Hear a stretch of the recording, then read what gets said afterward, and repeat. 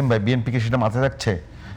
যদি অনেকগুলো আপনারা কর্মসূচি নিয়েছেন, মানে শুরুর দিনেই আপনাদের যে ইস্তেহার ছিল ফ্যামিলি কার্ড একেবারে পরীক্ষামূলকভাবে শুরু করে দিয়েছে, এটা একেবারে বাংলাদেশের ইতিহাস অনেক নতুন একেবারে, যে মানে সরকার গঠন করে শুরুতেই আপনারা সেটা পরীক্ষামূলক শুরু করে দিয়েছেন। প্রধানমন্ত্রী যে ভাষণটা দিয়েছেন সেখানে তিনি কি বলেছেন, যারা আমাদেরকে ভোট দিয়েছেন, যারা আমাদেরকে ভোট দেন নাই অথবা কাউকে ভোট দেন নাই, মানে শতকরা 100 জন ভোটারের উদ্দেশ্যে তিনি বক্তব্যটা দিয়েছেন, আমি সবার সরকার, সবাইকে নিয়ে রাষ্ট্র পরিচালনা করতে চাই। প্রসঙ্গ তিনি বলেছেন যে কার কি মত ওইটাকে প্রাধান্য দেব না, আমরা মেধাকে প্রাধান্য দেব, এই কথাটা বলেছেন। বেশ কিছু মেসেজ আছে।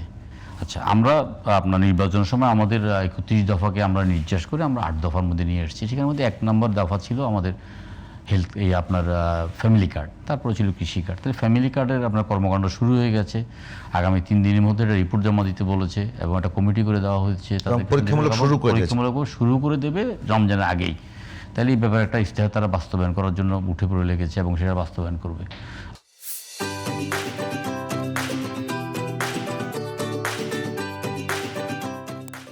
আসলে তো বিএনপি গত 17 বছরে মানে বিভিন্নভাবে জর্জরিত ছিল, তাই না?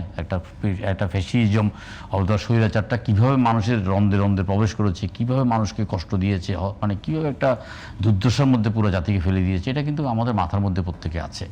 আপনি যে বলেন যে আপনার সংস্কারের ব্যাপারে, আমাদের রাজনীতিবিদদের একটা 5ই আগস্ট অটো সংস্কার হয়ে গেছে। যদি কার মধ্যে না হয় তাহলে আমার মধ্যে হয়েছে অন্তত। আমি যখন দেখেছি পত্রপত্রিকায়, ছবি দেখেছি, টিভিতে দেখেছি যে মানে একদম বৃদ্ধ সালমান রহমান দাড়ি কামিয়ে সে পলায়নরত, তখন কিন্তু আমাদের মধ্যে একটা অটো সংস্কার হয়ে গেছে। আমরা জিনিসগুলো মাথায় রাখবো। ক্ষমতা যে চিরস্থায়ী নয়, আওয়ামী লীগ মনে প্রাণে বিশ্বাস করতো যে কেয়ামত হয়ে যাবে কিন্তু আওয়ামী লীগ ক্ষমতা থাকবে। আমরা কিন্তু মনে করি যে ক্ষমতা পরিবর্তনশীল এবং সকল ক্ষমতার উৎস জনগণ। এটা মাথার মধ্যে রেখে কিন্তু আমরা রাজনীতিটা করবো, এটা মাথায় রেখে কিন্তু যারা সরকারের দায়িত্বে আছেন সরকারটা পরিচালনা করবেন। সুতরাং সরকারের তো 72 ঘন্টাও যায়নি এখন পর্যন্ত, না 72 ঘন্টা যায়নি। আপনি দেখেন, আপনার দেখে তারপরে আপনার একেবারে সমালোচনা করার মধ্যে আপনি নিষ্ঠুরতার পরিচয় দিয়েন না। আপনি কিন্তু নিষ্ঠুর সমালোচনা না করে না সেলিম ভাই, আমার কথা হচ্ছে আপনারা ঠিক সময় না, আপনি সেলিম ভাই আপনি সাদাত হোসেন সেলিম গেল 17-18 বছর মাঠে সমালোচনা করেছেন, আপনি টেলিভিশনের স্ক্রিনে সমালোচনা করেছেন, প্রশ্ন তুলেছেন। এখন আমি যেটা বলছি যে আমরা যদি এখন এই ব্যক্তি সাদাত হোসেন সেলিম এবং তার দলকে প্রশ্ন করি, সেই জায়গাটা কতখানি নেবেন, কিভাবে নেবেন, সেটা একটু আপনার কাছ থেকে কমিটমেন্ট চাই। না, অবশ্যই দেখুন, আমরা কিন্তু আমরা পরীক্ষা একজন রাজনীতিবিদ, 17 বছরের আপনার স্বৈরশাসকের বিরুদ্ধে লড়াই করার এক রাজনীতিবিদ। আজকে আমরা বলতেছিলাম যে গত 2009 থেকে টকশো শুরু করেছি, এই প্রথম সরকারি দলের একটা ইয়ে হিসাবে আমি মানে টকশোতে অংশগ্রহণ করছি। সমালোচনা অবশ্যই করবে, সমালোচনার সম্মুখীন হচ্ছেন। না আমি বলছি সেটা তো মানে এতদিন একভাবে কথা বলতাম, এখন তো আমাকে দায়িত্ব অনেক বেড়ে গেছে, আমাকে দায়িত্ব নিয়ে কথা বলতে হবে, তাই না?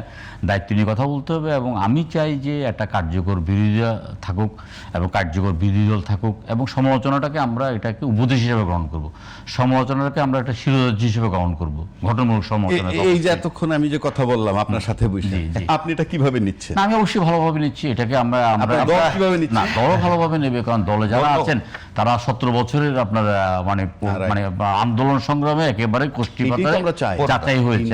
আমরাও এরকমই চাই, আমরা এটাই চাই।